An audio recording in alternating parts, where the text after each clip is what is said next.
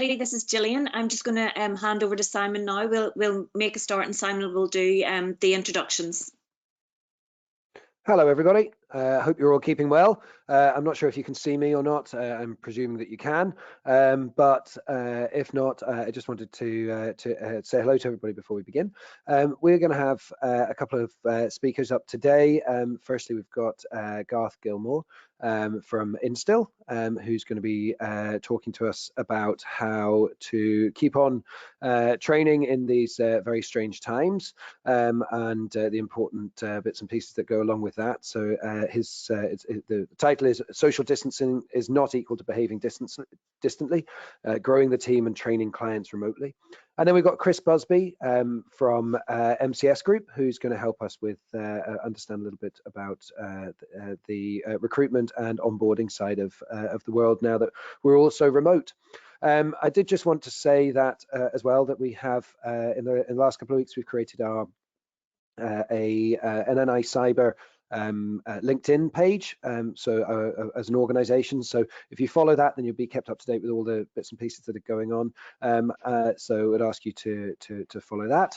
And apart from that, really, again, just thank you very much for coming along today. And I'm going to pass over to our first speaker, which is Garth Gilmore from Instil. So here we go, Garth. Thank you very much for joining us, and look forward to hearing what you've got to say.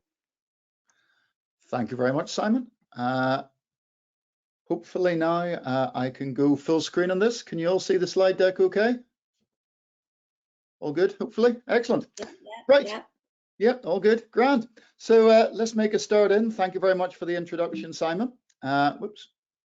There we go. So my name's Garth Gilmore. For those who haven't met me before, these are my contact details here. I've been a professional trainer for almost 20 years now. I was a software developer before that. So by a back of an envelope calculation, I've done about 1,000 different deliveries, all in the area of software engineering, teaching experienced software developers, also graduates and interns, doing a lot of presentations at conferences and meetups and all that kind of thing. So I am extremely experienced at classroom-based training. And I'm one of 6 trainers at Instil. So this is our training team here. These are the full-time trainers. There's Eamon, Ryan, and myself. Ryan helped me prepare this material, and he's joining in this webinar as well. And we also have 3 associates who would be down the bottom of the page there. And Instil's a software company based in Belfast. About 80% of what we do is building software for clients, but the other 20% is the training team which I run. And these are a bunch of the people that we work with. So these are some photos of the office. Whenever I show this slide, I always say if you were in there at the moment, it would be completely different and it would be buzzing with activity and so on. But of course, in the current climate, that's not true. Okay, so the office is closed, the classroom is closed. We're all sitting here in social isolation, trying to make the best of it that we possibly can. But just because we're all, distributed and, in our own space, that doesn't mean that the need for training has gone away. Your staff still need to grow in a variety of different ways. So as this situation continues, they're going to need to extend their existing capabilities. They're going to be doing things that they weren't doing before. Their remit will have been expanded and so on. They're going to be retraining across different platforms. Of course, that means different things in different industries.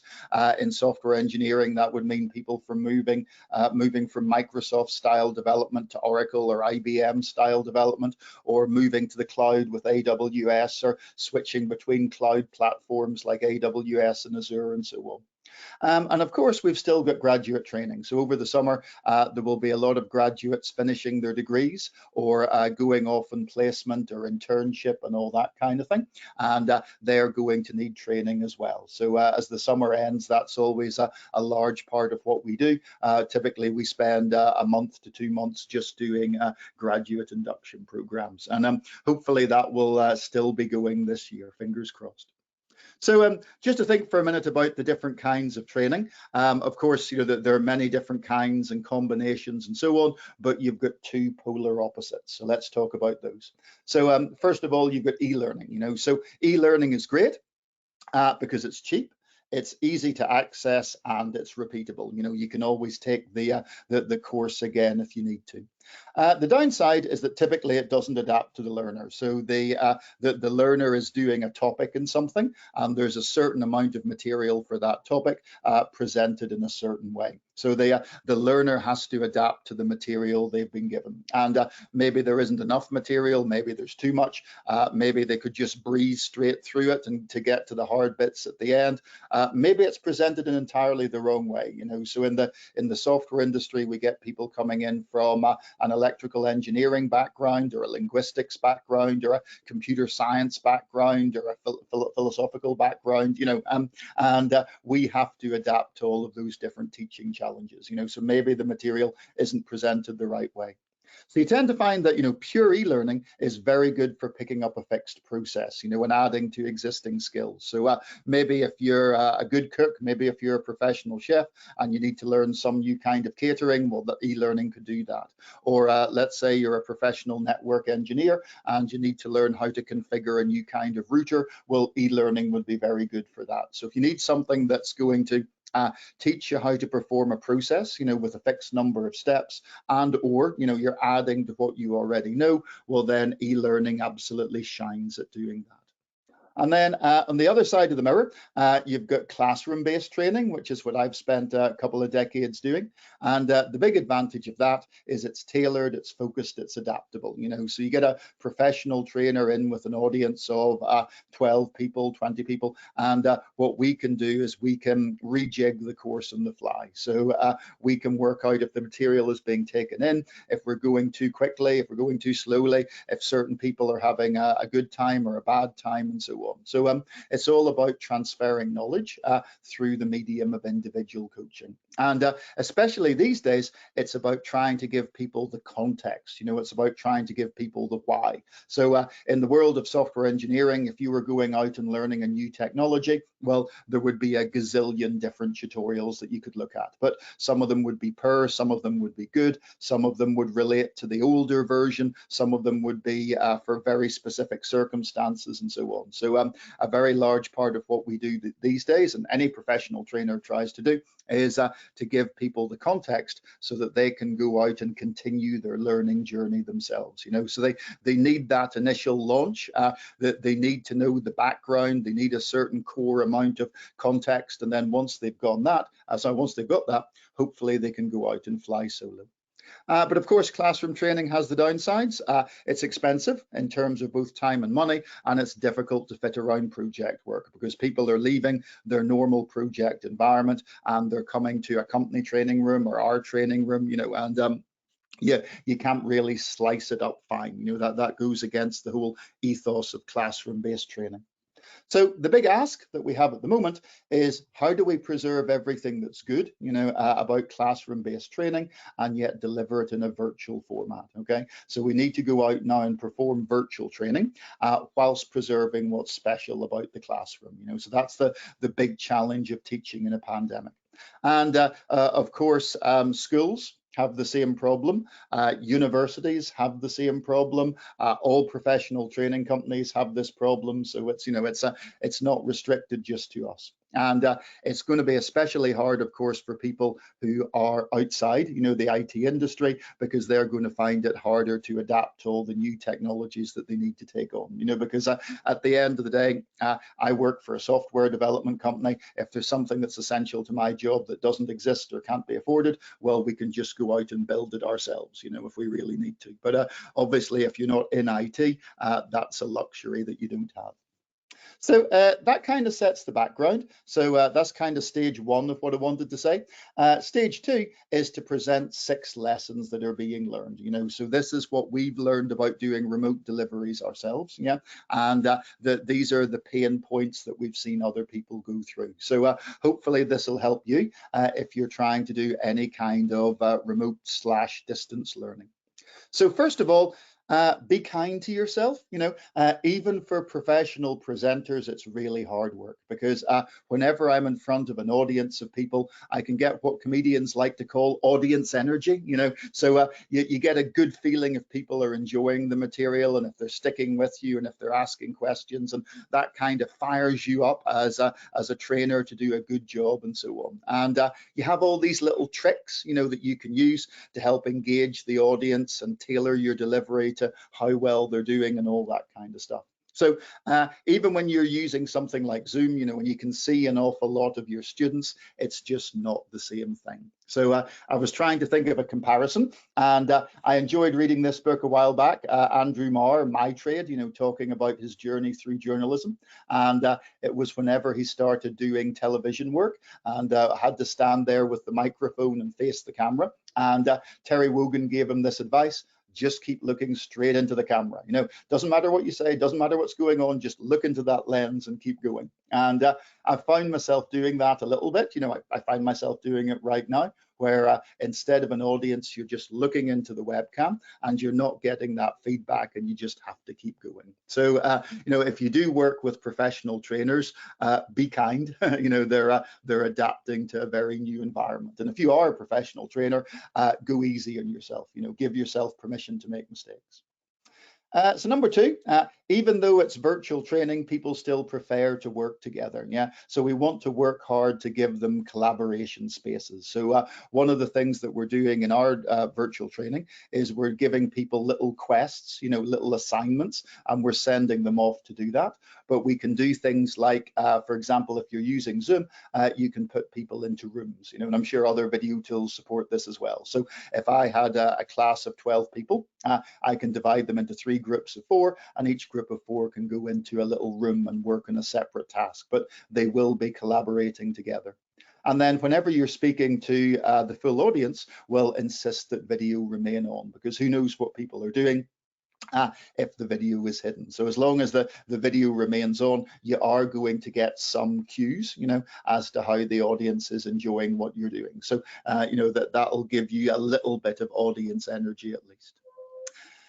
Thing number 3 even, slice up the material more finely. So whenever we're teaching, typically we would do a 90-minute block where there would be 20 or 30 minutes of, talk and discussion, and then 10 or 15 minutes of a coding demo, and then the rest of the time people would be working on an exercise, and we'd be going around coaching, and then showing them a solution at the end. But that's far too long in the current situation. So you want to try and slice up the material as finely as possible, and let the students go away and do exercises, do little quests, do research assignments and so on, and then bring people back.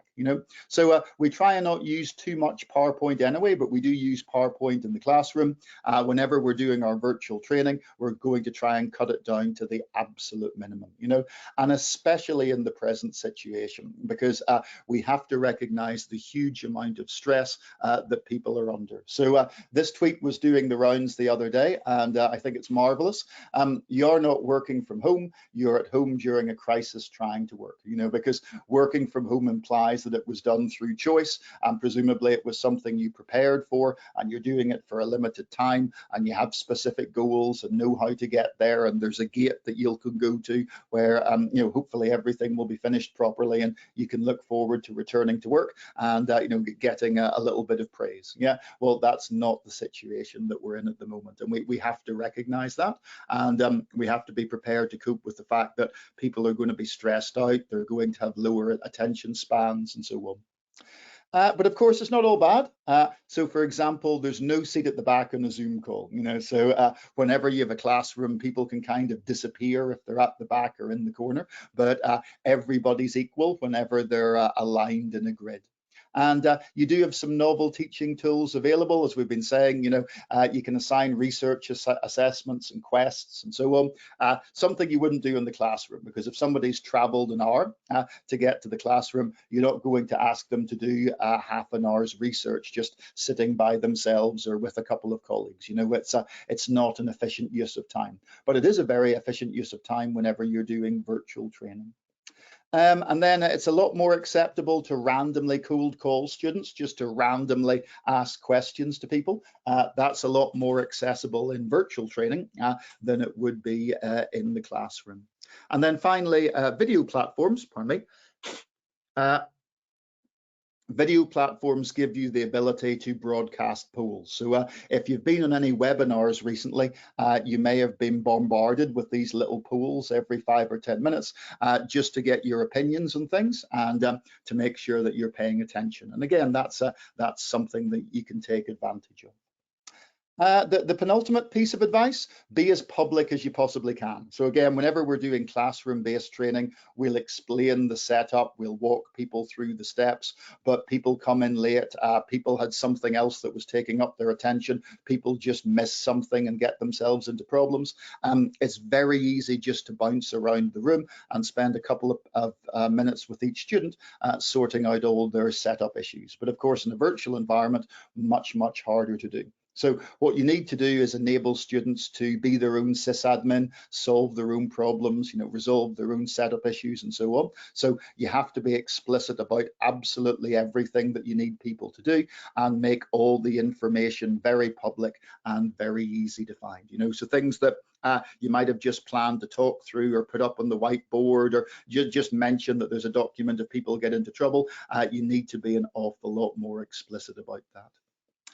And then finally, keep it simple, stupid, and you ain't going to need it. Okay, so keep the tech as simple as possible, but no simpler. Yeah, because specialist training deserves specialist solutions, and we'll talk about that in a minute. Yeah, but in general, try and keep things as simple as possible.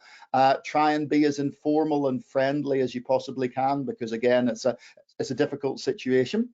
And formality would just make it worse, but be rigid in your schedules. So again, if we were doing classroom training, we'll say, let's take a 15-minute break. Maybe everybody's back after 10, maybe everybody's back after 20. If the worst comes to the worst, we can go out to the break room and just drag people back in again, But whenever we're doing virtual training, we have to say, okay, this is a 15-minute break and restart after exactly 15 minutes. So nobody's time is wasted, but equally people know that they do have time guaranteed to go and make a coffee or attend to their kids or whatever they need to do. So those are like 6 little points, 6 little bits of advice that we would give. And we would say in this environment, you're very much the facilitator.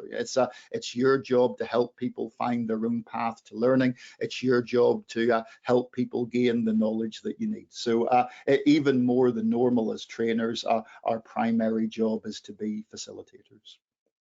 So the third and final bit of what I wanted to say is the approach that we've now evolved at Instil. So we've been thinking about this very hard for the past 3 weeks, and we've just come up with the new way in which we intend to deliver virtual training. And we always wanted to do this, but we were just far too busy with classroom-based training. So we always wanted to sit down and work out how to do virtual training right, but there was never the need. Well, obviously the need is here now. So as the Zen folks like to say, the obstacle is the path. Whenever you find the direction you want to travel in blocked by something, well, the thing that's blocking you, that's telling you where you need to go. So the current environment is telling us that we need to go to virtual training. So we've come up with this approach here, and this is something that you might want to borrow, take away and adapt it for your own needs and so on. But this is what we're going to be trying to do going forwards. Yeah, and our approach is going to be based around 3 key principles. So principle number 1. Multiple instructors. Yeah, so we're going to have 2 trainers on every delivery, and one will act as an instructor, one will act as a coach.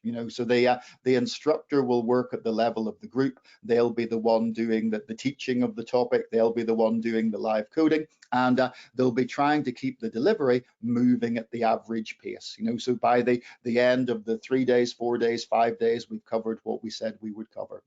And that's great. but that's not so good for the people at either end of the skills curve, you know. So there'll be people who are finding the material too difficult and people who are finding the material too easy, okay? And those are the people who are going to need specialist coaching, you know. So that's why we've got the second trainer, and they're going to be in the role of a coach. So they're going to go into like a private room with individuals and give them more challenging work, or re-explain things, or do exercises with them, or whatever, you know. So they're going to ensure that absolutely nobody gets left behind. And of course, if it's a long delivery, one trainer won't always be the instructor and one trainer won't always be the coach. They're going to switch round just to give people a break.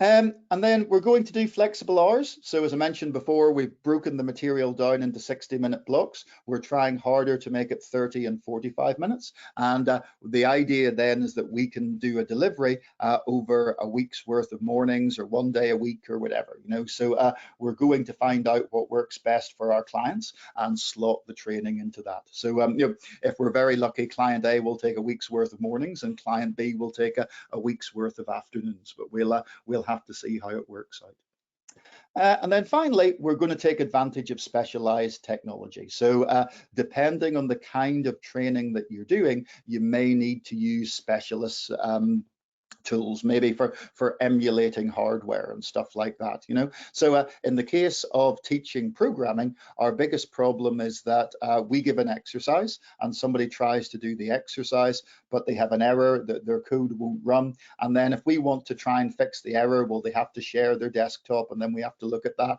and it's horribly kludgy. So there's a company called JetBrains, who are the world leader in software tools. And fortuitously last year, they launched a tool called Space. Yeah. So Space is a code development tool for distributed teams. So if you've got a distributed team of software engineers, well, one engineer can submit some code, and then everybody else can look at it, and they can click on a line to add a little label or a little comment, and they can start a chat going, and that chat can just be between two, or it can be up to the whole team, and so on. So we're hoping that this tool here will put us into a better feedback cycle. You know, it'll enable us to very quickly review students' code and critique it, and help them over speed bumps and so on.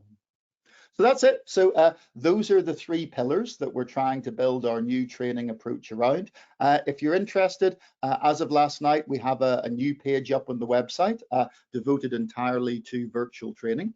And there's a white paper there as well that goes into more detail about our training approach. So by all means, have a look at that, and take away anything that you think might be valuable to you, and feel free to approach us if you'd want any information.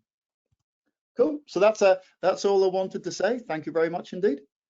That's absolutely brilliant. Thank you so much, Garth. That was really, really useful. And there is a question on here, Garth, which maybe we just address very quickly before, or we'll address and then maybe move on to Chris, just to keep things interactive, as it were.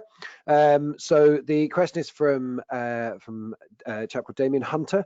It says, maybe this is out of scope. Is Zoom deemed as a secure environment to deliver via at present with the recent issues that have been coming out? So yes, maybe do you want to answer that? And if I say a little bit, and then maybe you have a go as well. So yeah, absolutely, we've noticed that, and we kind of picked Zoom as being the best of breed from our initial survey of video conferencing tools. But then, as was said, over the past week or so, there've been instances of people hacking Zoom events and attending them fraudulently and posting up horrible messages and so on. So what we're doing is we're going to have a form of secure login, to our Zoom events. So we're going to try and lock them down, and we're going away and we're trying to research, everything that's going on in that area. And if we have to move to a different video platform, we will. But yeah, that's a nasty development in the past week that we're having to react to, and we still have imperfect knowledge there. So if only there was some kind of security specialist on the call who could give us some wise and reasonable. Well, actually, it's almost like I plugged that myself, because I've actually just written a blog post for about this very item. But actually, yes, I completely understand. One of the issues that we're seeing is that that we're all people are all adapting to these new technologies, and you know, to use what I thought was a very good quote, it's that with many eyes come many vulnerabilities. So we're starting to see now that there have been issues with Zoom over the last wee while. There were things like passwords not being required for all of these. For all meetings, which they are now. There are some issues around things like a couple of technical compromises. There were issues with data being sent off to remote places, including Facebook, especially on the iOS app. A feature, I'll put in inverted commas, but a feature which has now been disabled. And wasn't apparently due to be put in. So there are issues with various platforms. What we always say is that this is software. There are going to be bugs with all of them, that there are ways in which you can protect yourself. So for instance, some of the things that I've suggested in my wee article, which I'll ask Julian to maybe link to, is maybe firstly to ask your IT and security people. I like the use of GoToMeeting, for instance. I've used that. I've also used Zoom, and you know, it's much of a muchness. I think that with the recent issues that have presented themselves, I think Zoom are going to up their security game considerably. So you know, maybe that's an opportunity for them to improve the stuff. What I would also say is take some basic steps with your training and your remote meeting events. So things like setting a password. Most platforms will compel you to do so, but that's always a good thing to do. Be cautious before clicking on any meeting links in a chat, especially ones that start with a double backslash, because there's been some fantastically interesting stuff being kind of shown about that over the course of the last week or so. Make sure you're keeping an eye on the participants in your meeting. So who is on, who is supposed to be on. You can also lock your meetings as well. So you can specify that once you have all 12 people in, or however many you're doing remotely, that you lock the meeting and nobody else can come on in. Be cautious about sharing documents through the sessions, and be aware of whether the session is being recorded or not. Obviously, in this case, our session is today being recorded, so we will have to be very cautious about what we're sharing and all that sort of stuff. But you know, there are steps that we can all take to start to secure ourselves a little bit better. Zoom has understandably had some issues, but I think that they are addressing those as they improve. It's not a bad platform overall from my understanding of it. Yes, there's some issues about data not being encrypted end to end. Yes, there are some issues about some technology compromises, but it's always worthwhile checking with, if you have IT people or security people within your organization, then have a chat with them and see what they recommend. In some cases, they might be happy enough, because you're not going to be sharing all this sensitive material. You're not going to be sharing you know, usernames or passwords or those sort of bits and pieces online. So have a chat and think about the data that you're sharing, would be my advice. So I hope that answers your question, Damien.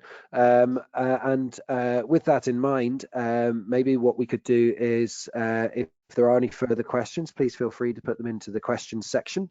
In the meantime, while we wait and see if any of those pop up, then we will hand over to Chris Busby and ask him to share some of his thoughts. That would be absolutely brilliant. Thank you very much, Chris. Brilliant, guys. Thanks, Simon. Can I just check everyone can see my screen? Okay. Yeah, I can. Yes, brilliant. Sorry, guys, bear with me. This is my first webinar, and I'm not the most technical. But obviously, thanks very much, Simon and Gillian, for inviting me on today, and great presentation from Garth there, so with loads of takeaways. By introduction, I'm Chris Busby. I head up permanent recruitment for our IT division here at MCS Group. And I suppose a very basic presentation, guys, I'll run through in terms of onboarding. But over the last couple of days, we've consulted with clients who we work closely with and tried to get some takeaways which they felt have worked really well for them over the last couple of weeks. But I also drew on a lot of sort of similarities of stuff that personally myself and our team are going through. But while we haven't onboarded anyone in the last couple of weeks and don't plan to over the next few, the way we work has sort of completely changed and changed overnight. And we're a people business. Myself and the team are used to going out, visiting clients, going into their offices, meeting lots and lots of candidates and people looking for career moves, physically day to day. And ultimately we can't do that. And managing, we're all self-isolation and managing remote teams. It's something I've firsthand had to adapt very quickly with, and it hasn't been without its challenges. So I think equally, I think it does, the point to be made as well is, there are a lot of companies I know of in the local market that, while this will seem really basic recruitment 101 stuff, aren't practicing that. And regardless of the sort of craziness in the last couple of weeks, we'll go back a year, that they're probably not on their agendas. So I'll run through and welcome any questions at the end. So, ultimately, again, it might seem really basic, but the logins, passwords, what do these people need? What equipment do they need? And in the last couple of weeks, the companies we've been partnering with have, I'm aware of a hiring manager who's delivered a brand new piece of kit and laptop and everything else down to Portaferry for a new start who joins next week. Anything else in terms of headsets and anything else for logging on. Yeah, so documents that they'll need. So, welcome emails, welcome aboard, company org charts, who are they going to be reporting into, employee handbooks, ultimately payroll information, how will this person get paid and how will they get onto those systems, and ultimately then working from home policies. I am aware, there's companies we work with maybe for security purposes are sometimes required to go into the office to sign, whether it be sort of the NDAs or specific documents. Ultimately, that's out the window, and they've had to adapt. DocuSign, for example, is something to remedy that. Introductions to the team, and I think this is something really important. On onboarding, and it's a daunting thing to move jobs. It's a daunting thing to start a new role. You're coming in, you're the new guy. You've no real relationships there. And I know specifically from us, from a hiring point of view, and some of the really good companies that we work with, typically you'll have maybe taken out people for a team lunch to meet their peers before they start, or doing that as soon as they get in. We'll normally do that on their first day, go out for a team lunch and really try and ease that burden and the sort of the dauntingness of starting a new role. Equally then, right, who are you going to be working with? Who are the other stakeholders within the business? You can't do that physically, so it's really important to do that via video. Again, this will seem really basic to most people, especially in the tech world, but using the best tools and platforms out there. I've done more Microsoft Teams video calls in the last 7 days than I have in the last 7 years, but it's becoming the new norm. I think probably the big thing, and when I was making a few notes for this, constantly sort of scribbling down, is communication and setting expectations. And over communication, and certainly me personally, is something that find we've had to do. You don't have FaceTime with someone, you're not sitting next to them, and so being really clear in terms of, okay, well, what are your first few days going to look like, what are you expecting from them, and do you actually, in terms of delegation, who do they need to speak to, who do they need to engage with, who do they need to ask for help, or who can they ask for help, and being really clear and concise in terms of who they can reach out to for any issues, no matter how sort of trivial. Again, assigning activities, breaking down into segments, and that, again, the constant communication, giving feedback. How is someone settling in? Do they have any questions? I always use an example, the amount of meetings I've been in where, you've asked any questions and it's kind of like, oh, I don't want to be I don't want to be that guy that asks a silly question or a stupid question, and you go out and then they come trickling back, or maybe people haven't quite got the message. So especially when people are working remotely, and it's really important to reinforce that sort of two-way feedback. The company culture is again something really important, and building relationships early on, and whether it be a mentor or a buddy. I've seen companies that have assigned maybe someone who's maybe joined, and maybe they've been in the organization only 6 months or 9 months, but ultimately they've went through maybe the same issues or had the same concerns and came out the other side that your new employee has went on. And these are probably sort of trivial things that we do, but are really important in terms of keeping your culture going and building relationships. Today, normally in the office on a Friday, we finish up about 4:30. We get a few beers out, a few glasses of prosecco. We did that last week, and we're going to do this every week now, just via Zoom. So 20 of us sitting in our house, connecting, having a bit of crack, not talking about work, and probably winding down for the weekend. The same yesterday, we ran our first virtual lunch. So we had an ultimate sandwich competition where everyone jumped on Zoom, and again, it's probably what I would refer to as the sort of the water cooler chat, which is still really important when you're wanting to maintain your culture and build relationships, and ultimately that'll foster that sort of two-way communication. If someone knows, maybe does have an issue with maybe a piece of work, or they're stuck on something, they're going to be more likely to engage and actually say, look, do you know what, I need help with this. Again, probably sort of everyone's aware of these, but sort of thought it important to note, some tools for helping work remotely. And yeah, I think that's me. I think just to probably to summarize, that constant communication, over communication in some instances is really important, and prior leading up to the person to start. And I think being adaptable, first and foremost.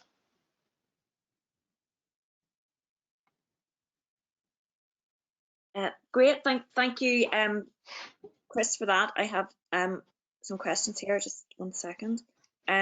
Is there any sort of, you mentioned about the mentor being, it could be somebody who's gone through that onboarding process quite recently. The questions at here saying, is there any sort of specific personality traits you would look for in a mentor as well? Probably communication first and foremost, Gillian. I would say, who's probably the best communicator in your team. I think you look at it from a software perspective, or in the tech space. A lot of the people we work with, not to paint everyone with the same brush, but sometimes you're technically strongest, and in my experience might be the person who wants to get the headphones in, get down, get stuck into code. Ultimately, for someone coming in who maybe going to be asking questions, who's going to be the best communicator, who's the most enthusiastic, who's going to be engaging. So there's no hard sort of fast rule, I would say, but I do think to go back at a couple of a couple of companies that we've worked with have actually sort of said that, and even before working remotely, partnering up with someone who's, you maybe say, for example, if it was a graduate starting, well, someone who's completed their first year, because they're going to have experience probably relatively recently, maybe all the sort of the ups and downs and all the nuances of the new role or training or how the organization works. And I think actually that's quite refreshing. Ultimately, you're empowering that new person, or the relatively new person as well, by giving them some responsibility in helping someone get up and running very quickly. Great, thank you. Another one here. What is the overall employment market like at the minute in tech? I mean, I have noticed that MCS has a couple of quite senior roles up at the minute. Inside in particular. Yes, yeah, it's a really good question, and I would be lying if I was saying it's not gotten a lot quieter. We've probably seen over the last couple of weeks maybe a dip by about 30% in terms of job flow. So what that means is actually new roles coming in, people sort of, but there's still an appetite for companies to recruit, which I think is really refreshing. Cybersecurity is one where probably again we've maybe seen a bit of a spike actually, and in terms of the managed service space, so companies who are maybe working with, again, trying to tackle shifting people to working remotely, as well as that then in terms of the FDI piece, and even some other companies in the product focus, they still have products to build, they still have deadlines hit, and ultimately they still need people and still need talent to deliver those. So it's not completely doom and gloom. I'll be honest. I think on the flip side of that, on the candidate side, and I can completely empathise. Moving jobs at the best of time it's a big decision, and it can be stressful and it can be daunting, and ultimately with all that's going on in the outside world, that's just exemplifying that. So we probably have seen some hesitancy from different pockets, different skill sets, ultimately across the board, and people actually thinking, right, okay, well now's not the time. Maybe let's see how this plays out. Could be, we've heard in the news, it could be weeks, could be months, could be longer than that. So probably a bit of caution on the flip side of that. Okay, thank you. I suppose some people are getting their hands forced as well, but that's a whole other webinar. Yeah. Garth, there's another question here. So I have a question for Garth as well. Garth, what's the one piece of advice you would give for someone presenting online? Well, the one piece of advice I would give for people presenting anywhere is never eat a Bounty bar before you go on camera. Because the little bit of coconut gets shot absolutely everywhere, So in general, but before you start into it, think about what you've eaten. Maybe brush your teeth, blow your nose, have a drink of water. Because tiny things are going to annoy you if you have to stand up there and speak for 10 or 20 minutes, and nobody wants to listen to you snuffling. The other piece of advice I give is from a famous general. I forget which general it was, but he used to say, when there is a battle, plan, do every kind of possible planning you can, plan, do all of these plans, have dozens and dozens of different contingency plans, and then 5 minutes before the battle begins, throw them all away, because it ain't going to be like that. So I would say, plan as much as you possibly can, but always in the understanding that planning is to give you a toolkit, for when you actually go on stage or go into the room and start doing the presentation and the training, and it's always going to be different to what you expect, and be prepared to adapt to that. Brilliant. I read some of the Jack Reacher books, and I think Reacher has a saying that everybody has a plan until they get punched in the face. Yes. Yeah, I think that's borrowed from the boxing world. Yeah, absolutely. Very cool.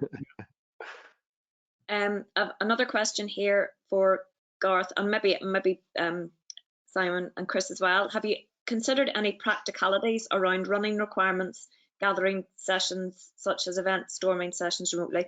Sorry, I should have read that into my head before I read it out. No worries, I got the idea. Yeah.